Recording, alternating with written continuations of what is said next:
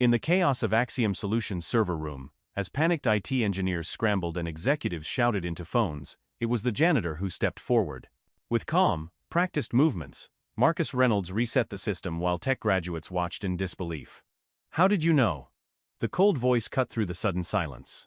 Sophia Blackwell, CEO, was staring directly at the maintenance man for the very first time. The morning routine in Marcus Reynolds' modest Dorchester apartment had been perfected over years of necessity. At precisely 5:45, his alarm would vibrate silently beneath his pillow. He'd allow himself exactly 3 minutes to wake up before sliding out of bed, careful not to let the old springs creak.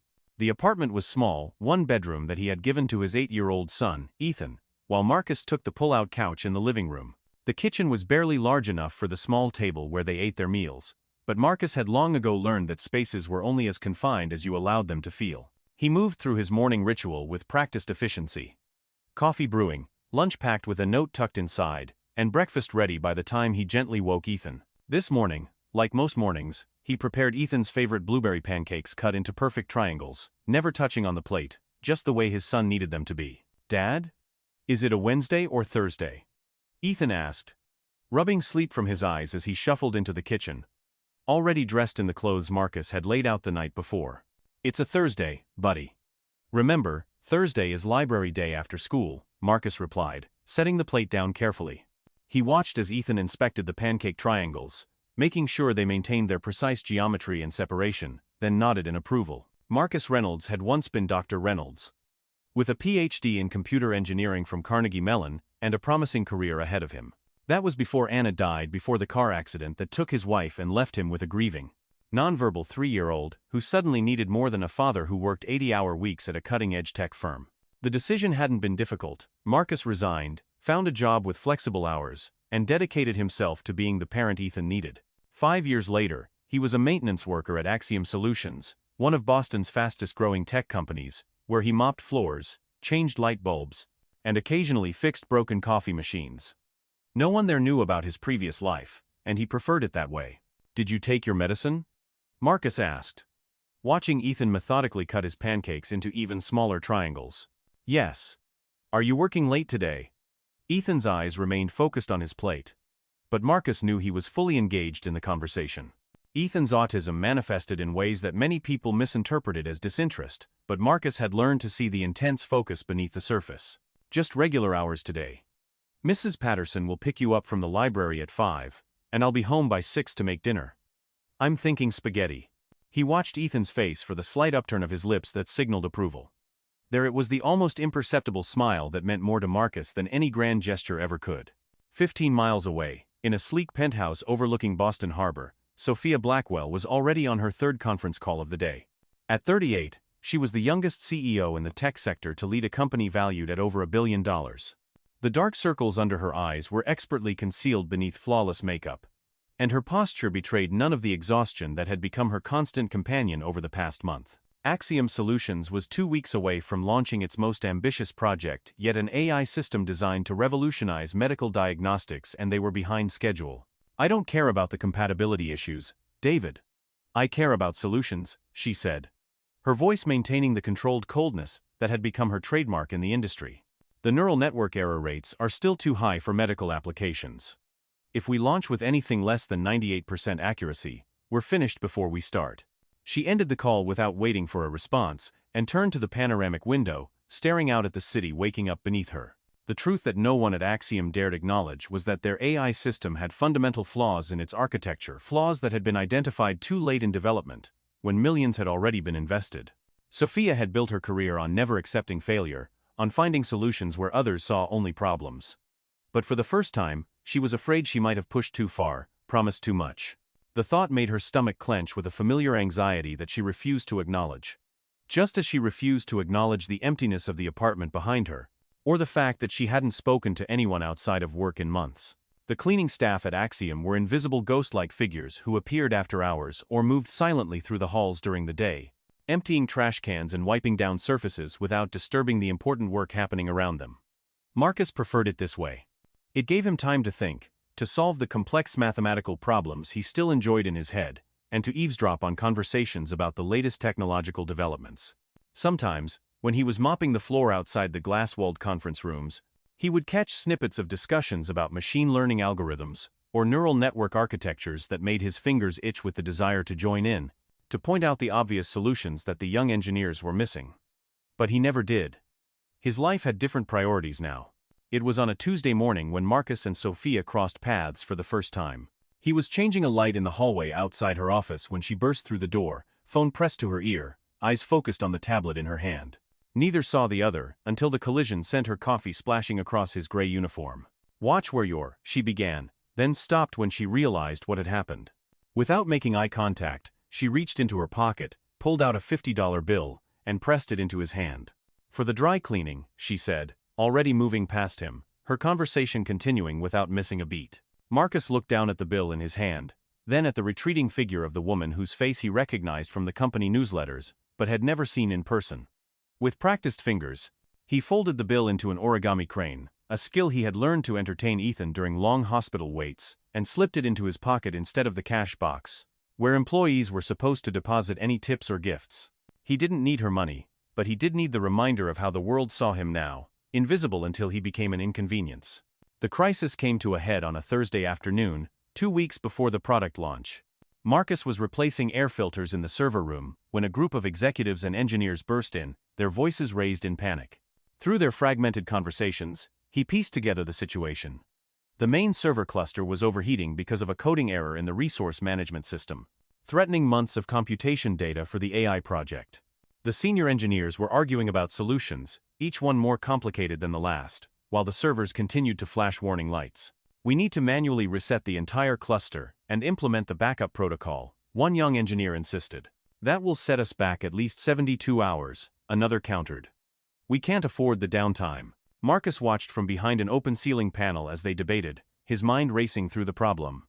The solution was simple. He had seen this issue before, years ago, at his old firm.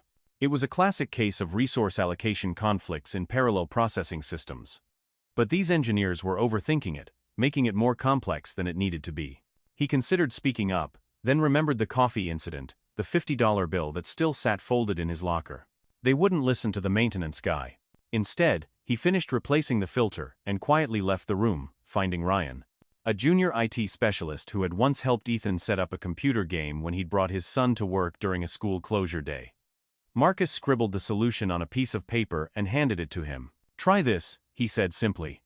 "It's a configuration issue, not a hardware problem." Ryan looked skeptical, but desperate enough to try anything. "Thanks, but how would you know?" "Just try it," Marcus said, already walking away.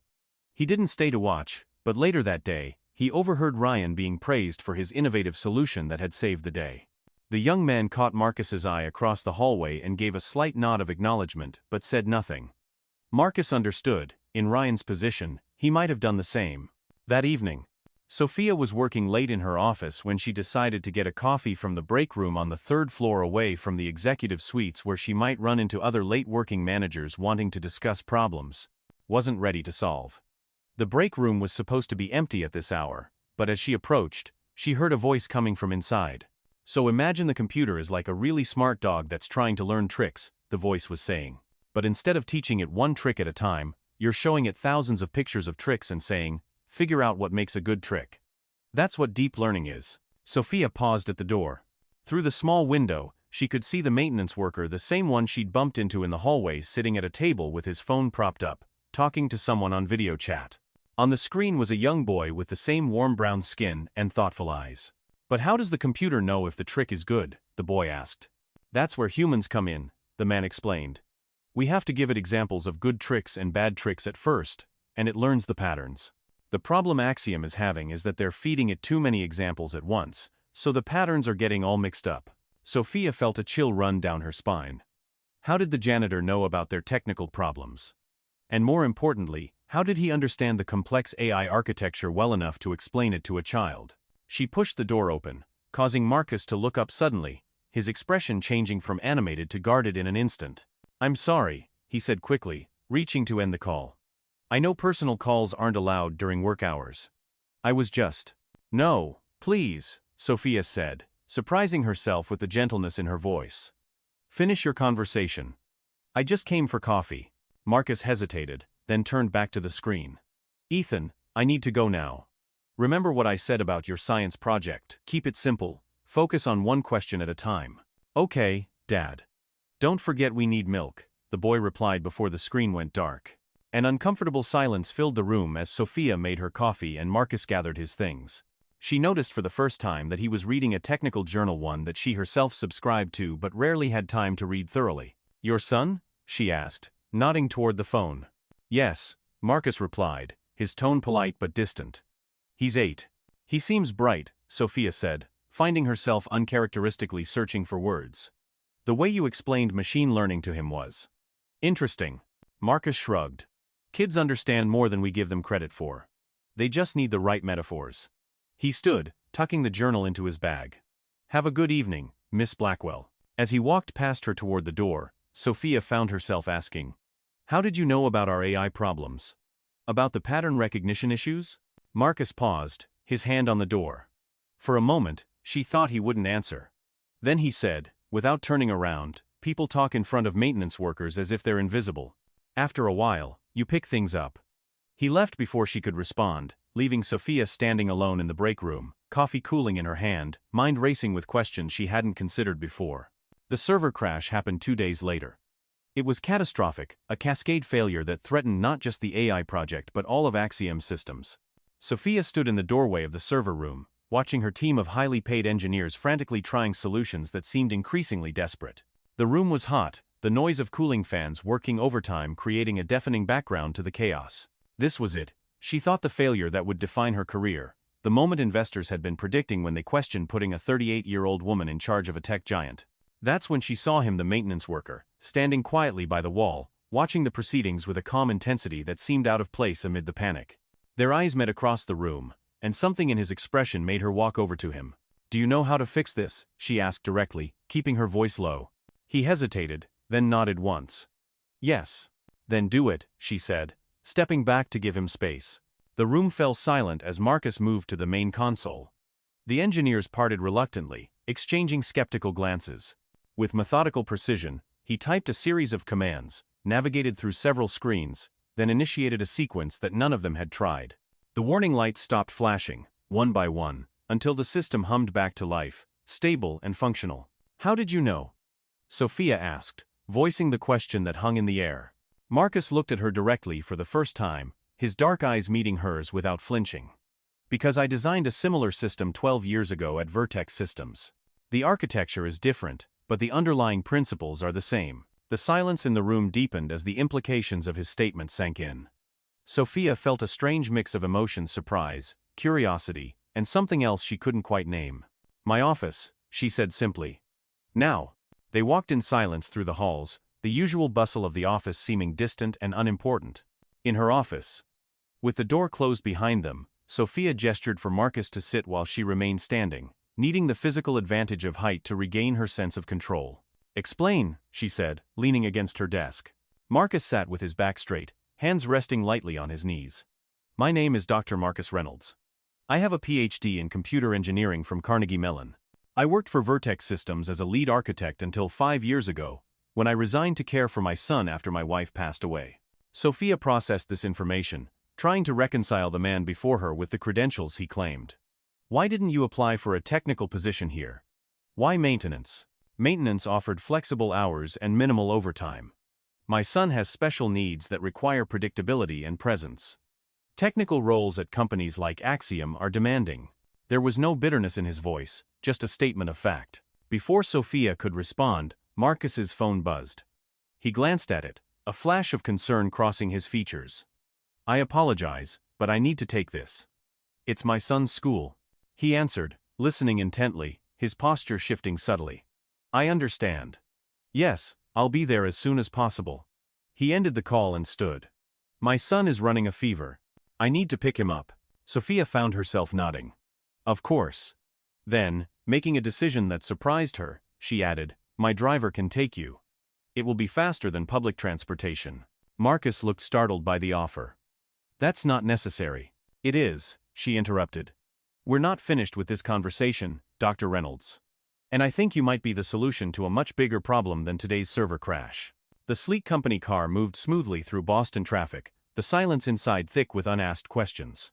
Sophia sat with her tablet, pretending to review emails while surreptitiously watching Marcus, who kept his gaze fixed out the window, one hand tapping a rhythmic pattern on his knee, a self-soothing gesture she recognized from her own habits during stress.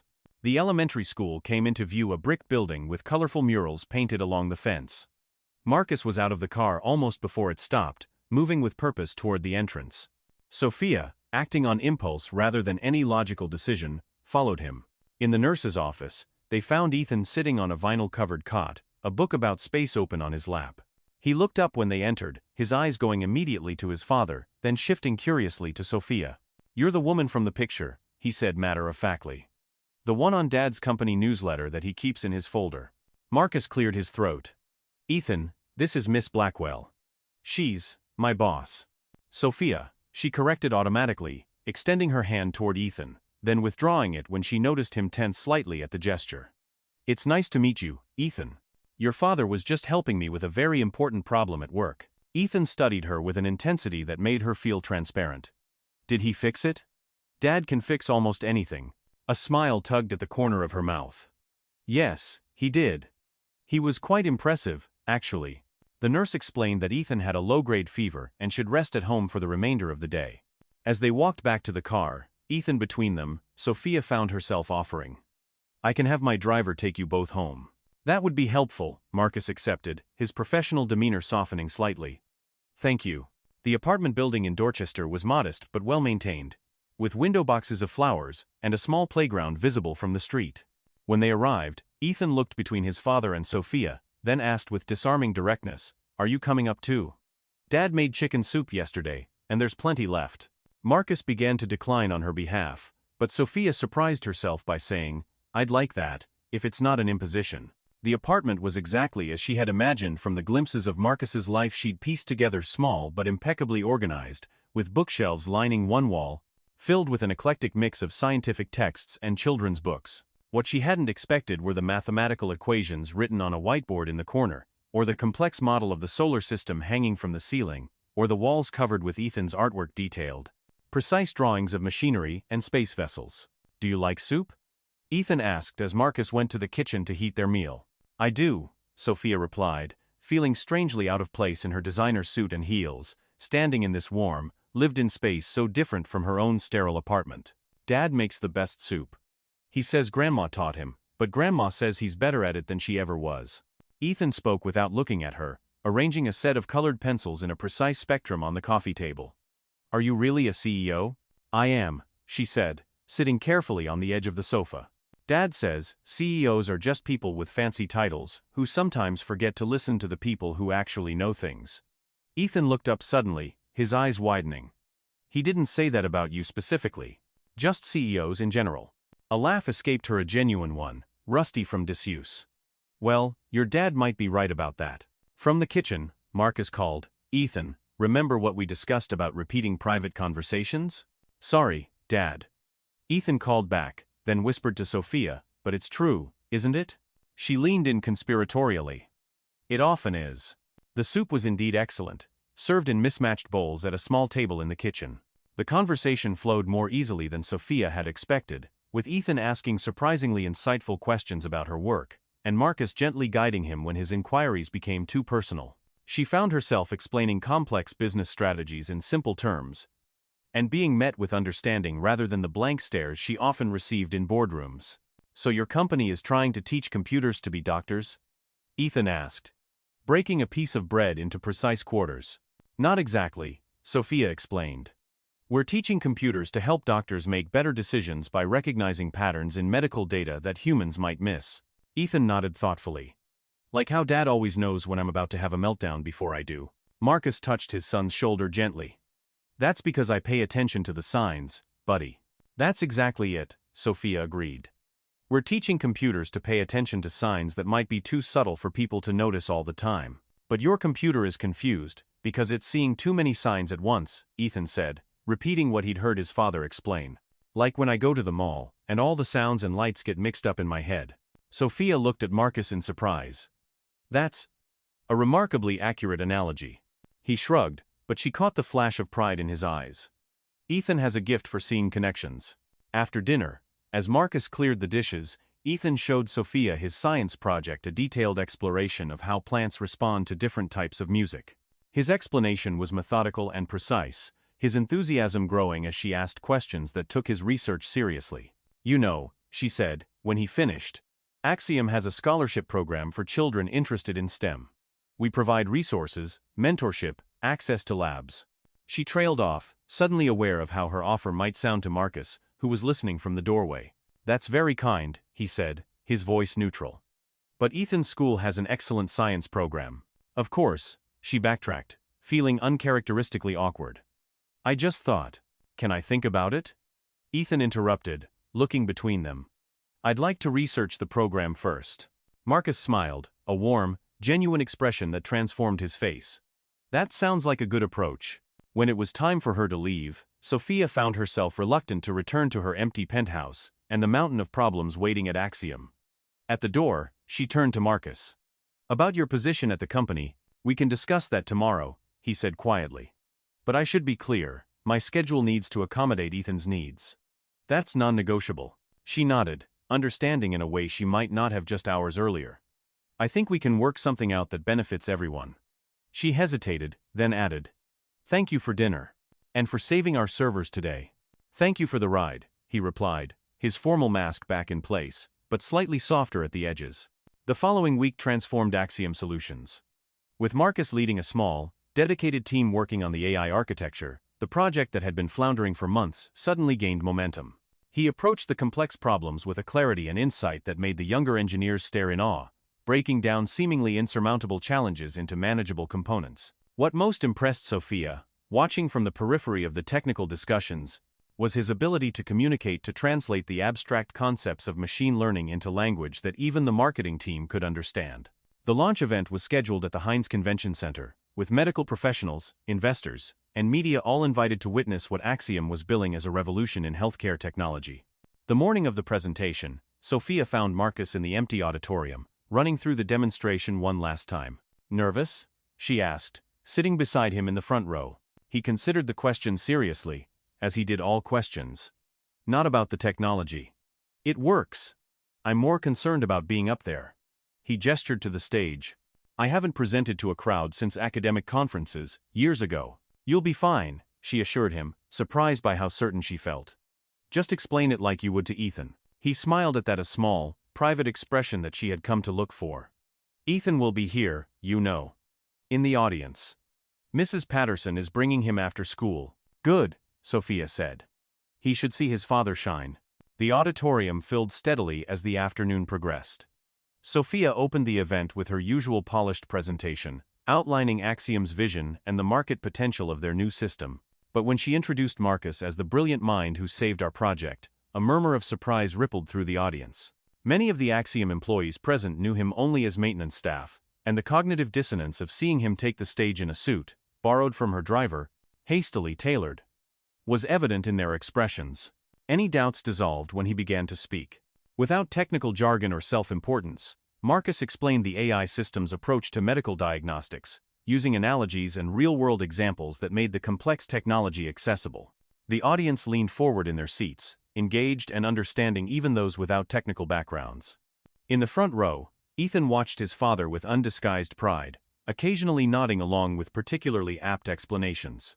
During the Q&A session, a reporter asked Marcus about his background and how he came to lead such an innovative project.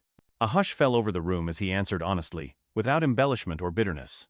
"I was working in maintenance at Axiom until recently. Before that, I was at Vertex Systems as a system architect. I left the industry 5 years ago when my wife passed away, to focus on raising our son." "Why maintenance?" the reporter pressed. "With your qualifications, you could have worked anywhere in tech." Marcus's eyes found Ethan in the audience. "Being a father is the most important job I'll ever have. Maintenance work gave me the flexibility to be there for my son when he needed me. No algorithm or innovation could ever be more important than that." The silence that followed was profound, broken finally by the sound of a single person standing and applauding. It was Sophia, tears glistening in her eyes that she made no attempt to hide. One by one, others joined her until the entire auditorium was on its feet. Later, after the contracts were signed and the press had departed, Sophia found Marcus and Ethan in a quiet corner of the reception, the boy excitedly recounting his favorite parts of his father's presentation. "So," she said, joining them, "I think we need to discuss your new position at Axiom." Marcus raised an eyebrow.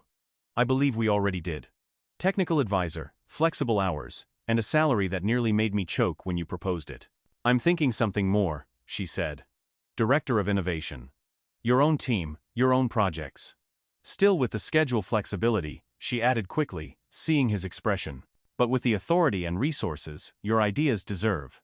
"Why?" he asked simply. She considered deflecting, giving a business rationale about maximizing assets and leveraging expertise. Instead, she found herself saying, "Because you remind me why we do this work. Not for stock prices or market share, but to make things that actually help people. And because I've learned more from watching you these past few days than from a decade of MBA seminars." A month later, on a Sunday morning in late spring, Sophia stood in Marcus and Ethan's kitchen, attempting to flip pancakes under Ethan's critical supervision. Her usual tailored clothes had been replaced by jeans and a borrowed apron, her hair pulled back in a simple ponytail. The transformation went deeper than appearance.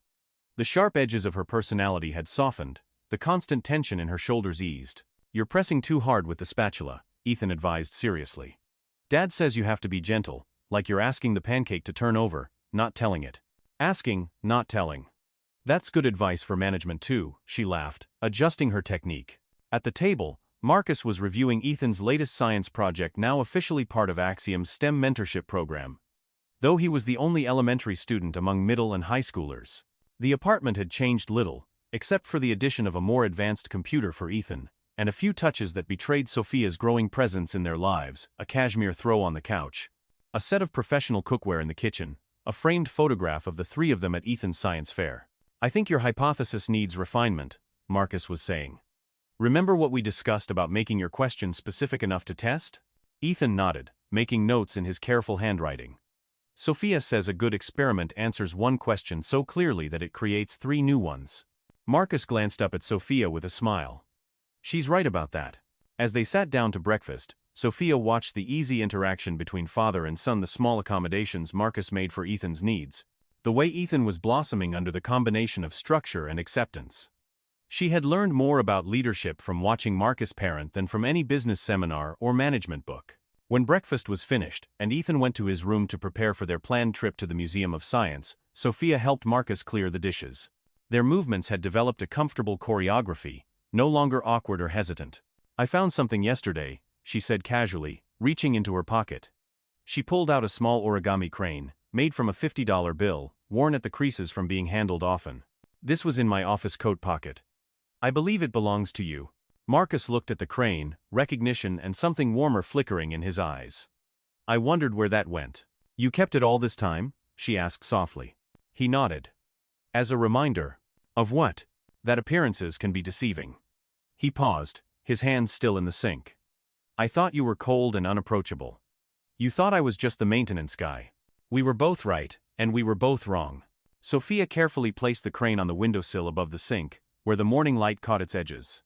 "I've been thinking about Sunday dinners," she said, changing the subject but not really. "They've become the highlight of my week." "Ethan looks forward to them too," Marcus replied. "He started planning the menu on Mondays." "And you?" she asked.